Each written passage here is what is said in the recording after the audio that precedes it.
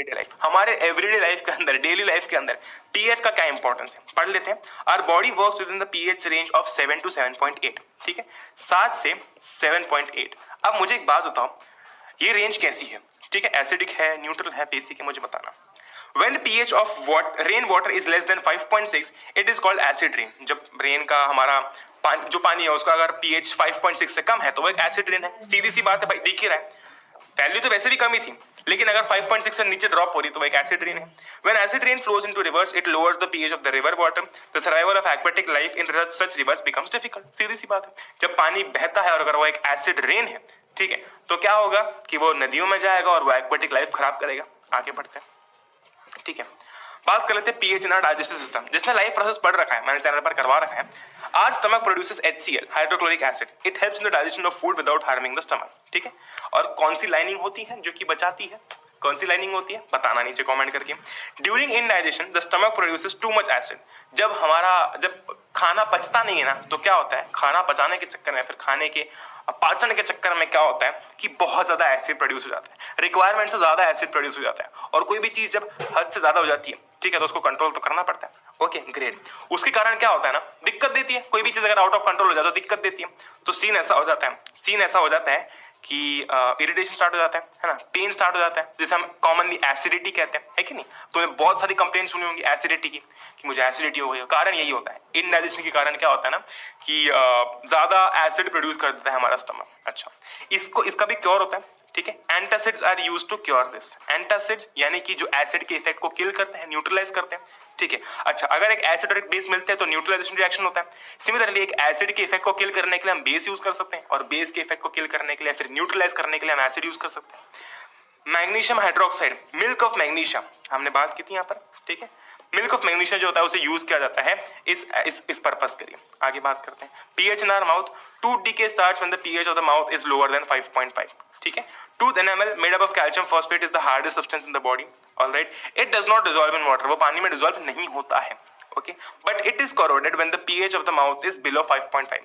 अगर हमारे माउथ का पीएच 5.5 से कम है तो वो करोड होना स्टार्ट हो जाता है, ठीक है। जैसे कि मेटल्स करोड होता है ना, सिमिलरली ये भी ऐसा करोड होना स्टार्ट हो जाता है। किस पीएच के नीचे? 5.5 के नीचे, ओके। अब यार ये ऐसे बिल्कुल एग्जैक्ट वैल्यूज तो नहीं होती है, ठीक है, कुछ ना कुछ ऊपर नीचे हो सकता है, लेकिन हाँ, हम 5.5 हमारी बुक में दिया हुआ है, ठीक है। Bacteria present in the mouth produce acids bye degradation of sugar. ज्यादा, अब बोलते हैं ना कि चॉकलेट मत खाया करो, ज्यादा मीठा मत खाया करो, कारण यही होता है, दांत खराब हो जाएंगे, ये कारण है, ठीक है। जो हमारा बैक्टीरिया प्रेजेंट होता है माउथ के अंदर, वो एसिड्स प्रोड्यूस होता है शुगर को डिग्रेड करने के लिए, ठीक है। वो एसिड प्रोड्यूस करता है शुगर को डिग्रेड करने के लिए। और उस कारण क्या होता है कि यहाँ पर जो फूड पार्टिकल्स बचते हैं हमारे मुंह के अंदर, वो एसिड क्या करता है कि इन्हें डिग्रेड करने का ट्राई कर रहा होता है, और जिसके चक्कर में कभी ना कभी हम देखते हैं कि दांत खराब हो गया, ये हो गया, वो हो गया, ठीक है। तो सीन ऐसा है कि ज्यादा चॉकलेट या फिर ज्यादा मीठा खाने से क्या होता है ना कि दांतों में दिक्कत होती है, दांतों में तेज झंझनाहट नहीं होती है।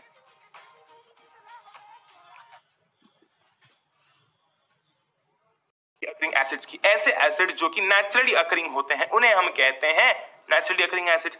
यहाँ पर सारे के सारे नेचुरल सोर्स दिए हुए हैं और उनसे आने वाले एसिड की बात की है, जैसे कि विनेगर एसिडिक एसिड मिलता है, ऑरेंज से सिट्रिक एसिड मिलता है, ठीक है। हमारे टैमरिन से टार्टरिक एसिड मिलता है, टमाटो से ऑक्सैलिक एसिड मिलता है। ये टेबल आपकी बुक के अंदर भी दिया हुआ है, या तो आप यहाँ से भी स्क्रीनशॉट ले सकते हो और इसको बिल्कुल याद से दिमाग में बिठा लेना, क्योंकि कभी भी आपसे ऐसा पूछ लिया जाए कि name one naturally occurring acid, तो आप इसमें से कोई भी एग्जांपल दे सकते हो, है कि नहीं। लेकिन अगर आपसे पूछ लिया जाए कि ऑरेंज से आपको कौन सा एसिड मिलता है, तो आप क्या बोलोगे।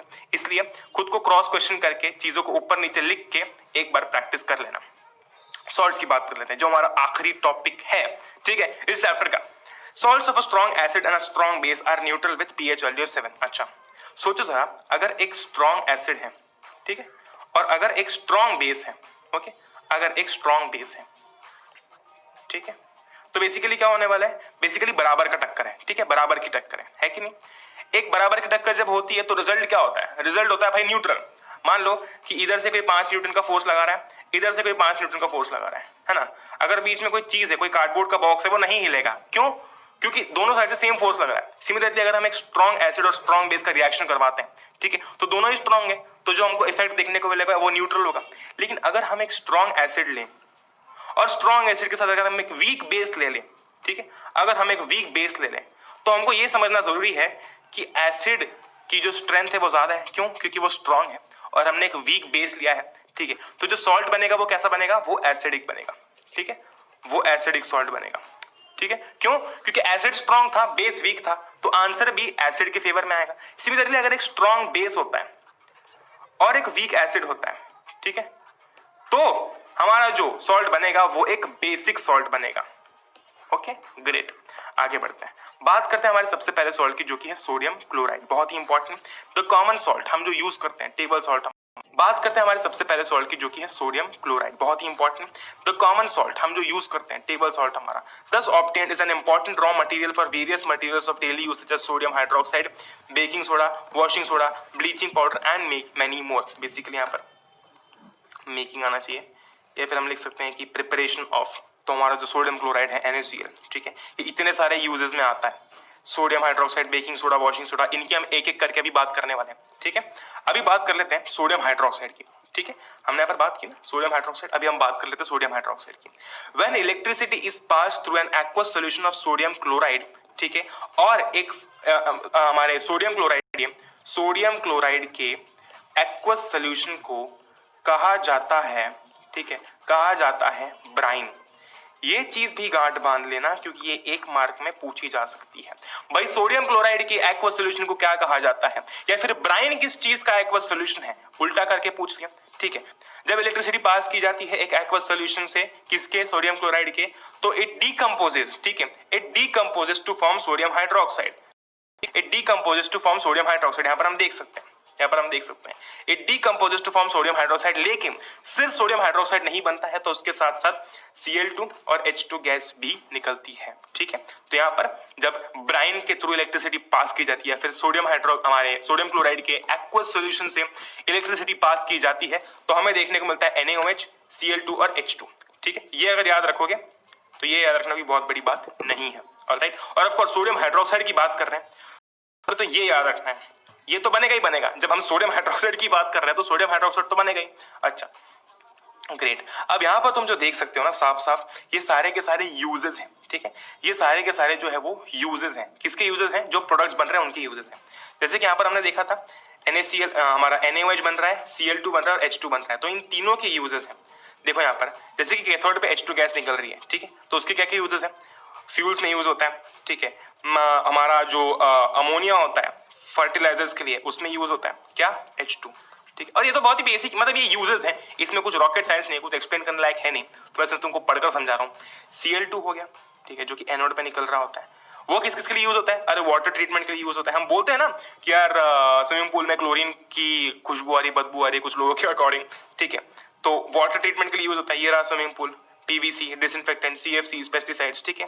NaOH जो बन रहा है, ठीक है, वो मटेरियल्स को डीग्रीज करने में यूज होता है, सोप्स एंड डिटर्जेंट्स में यूज होता है, पेपर मेकिंग में यूज होता है। अच्छा, हाइड्रोजन और क्लोरीन मिलके बनाते हैं हाइड्रोजन, हमारा हाइड्रोक्लोरिक एसिड, ठीक है, HCl, ऑलराइट ग्रेट। तो HCl के भी यहाँ पर कुछ ना कुछ यूजेस हम देख सकते हैं, स्टील क्लीन में यूज होता है, अमोनियम क्लोराइड में बनाने में यूज होता है, मेडिसिन, कॉस्मेटिक्स एक्सेट्रा, ठीक है। जब मैं ब्लीच की बात करता हूँ, ठीक है, तो जब ये क्लोरीन और NaOH मिलके, आगे हम देखने वाले ब्लीच के बारे में, तो ये ब्लीच की कुछ यूजेस है, आगे बढ़ते हैं। ओके, बात करते हैं ब्लीचिंग पाउडर की। Chlorine is produced during the electrolysis of aqueous sodium chloride, ठीक है, तो जब सोडियम क्लोराइड का इलेक्ट्रोलिसिस होता है तो क्लोरीन निकलता है, हाँ या ना, हाँ निकलता है। तो दिस क्लोरीन गैस, ये जो क्लोरीन गैस होती है ना, it is used for the manufacture of bleaching powder. अभी हमने यहाँ पर बात की थी, ये लो आ गया उसका यूज, ठीक है। तो जो क्लोरीन होता है वो यूज होता है किसके लिए, ब्लीचिंग पाउडर के मैन्युफैक्चर के लिए, alright. Bleaching powder is produced by the action of chlorine on dry slaked lime. ये हमारा ड्राई स्लेट लाइन है, जब इस पर क्लोरीन का एक्शन होता है तो हमें क्या देखने को मिलता है, ये ब्लीचिंग पाउडर देखने को मिलता है, ठीक है। ये रहा ब्लीचिंग पाउडर। तो यहाँ पर कैसे खतरनाक यूजेस है, सोडियम हाइड्रोक्साइड कैसे बना, ब्राइन के इलेक्ट्रोलिसिस से बना, ठीक है, इलेक्ट्रोलिसिस ऑफ ब्राइन, ठीक है, ब्राइन, ठीक है, ग्रेट। अरे कहना क्या चाहते हो? When electricity is passed through an aqueous solution of sodium chloride called brine, okay, great। तो यहाँ पर क्या क्या बना था, सोडियम हाइड्रोक्साइड, क्लोरीन और H2। सोडियम यहाँ पर जो क्लोरीन यहाँ पर जो बना था, ये ब्लीचिंग पाउडर के बनाने में भी इस्तेमाल होता है, ठीक है। जैसे कि यहाँ पर कैल्शियम हाइड्रोक्साइड है, क्लोरीन है, तो इससे क्या बन रहा है, हमारा ब्लीचिंग पाउडर बन रहा है, ओके। और पानी तो है ऑफ कोर्स। अब देखो जो यूजेस है, इसमें कुछ भी रॉकेट साइंस नहीं लगाना है हमको, जैसे यूजेस दिए हुए वैसे रट लेना। मैं तुमको पहली बार बोल रहा हूँ कुछ रटने के लिए, लेकिन यूजेस हम कैसे समझ सकते हैं? यूजेस तो बस देख के समझने, मैं तुमको पहली बार बोल रहा हूँ कुछ रटने के लिए, लेकिन यूजेस हम कैसे समझ सकते हैं? यूजेस तो बस देख के समझने की चीज है कि नहीं? देख के याद करने की चीज है कि यूज क्या हो सकता है किसी चीज का। भाई किसी चीज का यूज तुम साइंटिफिकली कैसे प्रूव कर सकते हो? यूज है तो है कि नहीं? ग्रेट। अच्छा, अब बात करते हैं बेकिंग सोडा की। The chemical name of the compound is sodium hydrogen carbonate. तो बेकिंग सोडा का जो केमिकल नाम है that is NaHCO3, sodium hydrogen carbonate. Okay, तो soda commonly used in the kitchen for making tasty pakoras. तो basically kitchen के अंदर जो सोडा, तुमने सुना होगा मम्मी के मुंह से कभी ना कभी तो सुना होगा कि इसमें बेकिंग सोडा डाला है, ठीक है? तो बेसिकली बेकिंग सोडा क्या होता है, वो ये होता है, ठीक है? और जो हमारे क्रिस्पी पकोड़ास होते हैं उनको बेक करने के लिए यूज किया जाता है, ठीक है? Sometimes it is added for faster cooking. तो खाना तेज पकाने के लिए भी सोडियम हाइड्रोजन कार्बोनेट यानी कि हमारे बेकिंग सोडा का इस्तेमाल किया जा सकता है। प्रोड्यूस कैसे किया जाता है बात कर लेते हैं। ये रहा NaCl, H2O, CO2 और NH3, ठीक है? ये सारे रिएक्टेंट्स के चलते हमें देखने को मिलता है NH4Cl और NaHCO3, और ये NaHCO3 हमारा बेकिंग सोडा होता है, ठीक है? तो यहाँ पर भी ये थोड़ी सी बड़ी इक्वेशन है, लेकिन याद तुम्हें रखनी है, ठीक है? क्यों याद रखनी है? क्योंकि इससे हमें पता चल रहा है कि हमारा सोडियम हाइड्रोजन कार्बोनेट कैसे बनता है। Alright, great. इसमें भी कुछ भी रॉकेट साइंस नहीं है, ये प्रिपरेशन है यार, जो कि एक्सपेरिमेंटली की जाती है, ठीक है? और हम प्रिपरेशन को क्वेश्चन नहीं करने वाले है कि नहीं? ग्रेट। तो बेकिंग सोडा कैसे बनता है? मैंने कहा ऐसे बनता है। ये रहा इसका रिएक्शन, ऑलराइट। और इसके हमने यूजेस के बारे में अभी बात नहीं की, आगे करेंगे, ठीक है? When NaHCO3 is heated while cooking, following reaction takes place. तो बेसिकली NaHCO3 बन गया, है ना?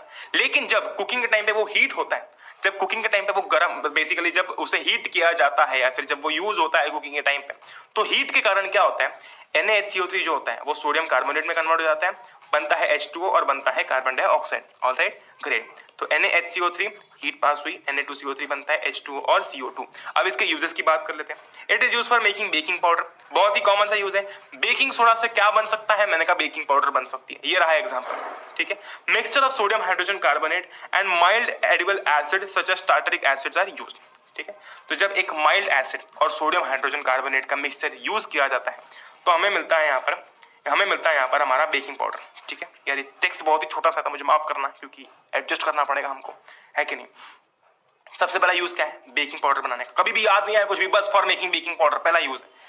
ओके, अब यहाँ पर ये जो रिएक्शन हो रही होती है, इसमें जो कार्बन डाइऑक्साइड प्रोड्यूस होता है, ठीक है? यहाँ पर जो कार्बन डाइऑक्साइड प्रोड्यूस होता है ना, ये ब्रेड या फिर केक के स्पंजीनेस का कारण भी होता है, ठीक है? तो जो ब्रेड और केक जो स्पंजी होते हैं, ठीक है, तो वो कार्बन डाइऑक्साइड यूज किया जाता है। Alright, great. अच्छा, it is also use as an antacid, ठीक है? एंटासिड हमने अभी बात की थी कैसे milk of magnesia as an antacid use किया जाता है, तो वैसे ही हमारा जो बेकिंग सोडा है वो भी यूज किया जाता है एज एन एंटासिड। ओहो, क्या बात है। Okay, great. क्यों? क्योंकि ये बेसिक होता है नेचर में, क्या बात है। It is also use in soda acid fire extinguisher, ये बहुत ही इंपॉर्टेंट पॉइंट है, ठीक है? क्योंकि हमसे सीधा डायरेक्टली पूछा जा सकता है कि कौन सा सॉल्ट जो है वो सोडा एसिड फायर एक्सटिंग्विशर्स में यूज किया जाता है, हम गर्व से बोलेंगे वो होता है बेकिंग सोडा, ठीक है? आगे बात करते हैं वॉशिंग सोडा की, ठीक है? बात करते हैं वॉशिंग सोडा की। Recrystallisation of sodium carbonate gives washing soda. ये रहा हमारा सोडियम कार्बोनेट। रिक्रिस्टलाइजेशन मतलब जिसमें पानी ऐड किया जाता है तो हमें देखने को मिलता है Na2CO3.10H2O, ठीक है? तो ये रिक्रिस्टलाइजेशन कुछ भी नहीं है, बस पानी का एडिशन तुम बोल सकते हो अभी के लिए, ठीक है? मैं हमेशा अभी के लिए इसलिए बोलता हूँ क्योंकि यार आगे जाके 11वीं 12वीं में सारी डेफिनेशंस चेंज हो जाती है, ठीक है? सारा कॉन्सेप्ट चेंज हो जाता है। Alright, great. तो सोडियम कार्बोनेट के रिक्रिस्टलाइजेशन से बोले तो जब पानी ऐड हो रहा है यहाँ पर तो हमें देखने को मिल रहा है Na2CO3.10H2O। अच्छा, ये यहाँ पर जो 10H2 है उसको याद रखने की ट्रिक है। ये वॉशिंग सोडा का फॉर्मूला होता है Na2CO3.10H2O, ठीक है? जब Na2CO3 में They ask you how you are, you just have to say that you're Na2CO3 में पानी ऐड किया जाता है तो क्या होता है? तो बनता है Na2CO3.10H2O, और ये क्या है? ये हमारा वॉशिंग सोडा है, ठीक है? बात खत्म, आगे बढ़ते हैं। देखो हर एक प्रिपरेशन में तुम्हें कहीं ना कहीं पिछले वाले का यूज मिलेगा। जैसे कि यहाँ पर जो हमारा बेकिंग सोडा था वहां पर NaCl यूज हो रहा है, हमारा जहाँ पर ब्लीचिंग पाउडर था वहां पर भी हमारा क्लोरीन गैस यूज हो रहा है। क्लोरीन गैस हमको कैसे मिला था? जब हमने सोडियम हाइड्रोक्साइड बनाया था, सोडियम हाइड्रोक्साइड, ठीक है? अच्छा, तो अब बात करते हैं वॉशिंग सोडा की यूजेस की। Okay, is used in glass, soap and paper industries. देखो सोप में तो यूज होना ही है, नाम ही वॉशिंग सोडा है। It is used in the manufacture of borax, ये बहुत ही इंपॉर्टेंट पॉइंट है, ठीक है। मेरे टाइम पे जब मैंने इसको याद किया था, बिल्कुल कंटस्ट तरीके से याद किया था कि it is used in the manufacture of borax, ठीक है। It is used as a cleaning agent for domestic purposes, ठीक है। मैं क्या पर्पसेस, क्या क्या बोल रहा हूं मैं ठीक है। एंड हाँ, ये बहुत ही इंपॉर्टेंट पॉइंट है, it is used for removing permanent hardness of water, ठीक है। परमानेंट हार्डनेस जो होती है, बेसिकली आपको पता होगा, आपने सुना होगा सॉफ्ट वाटर होता है, हार्ड वाटर होता है, तो पानी की परमानेंट हार्डनेस रिमूव करने के लिए वॉशिंग सोडा का इस्तेमाल किया जाता है। देखो वॉशिंग सोडा का इस्तेमाल कैसे कैसे किया जाता है, सबसे पहले तो बोरैक्स के मैन्युफैक्चर में किया जाता है, ठीक है। और क्लीनिंग एजेंट, वो वॉशिंग सोडा है भाई, क्लीनिंग एजेंट, ठीक है, ग्रेट।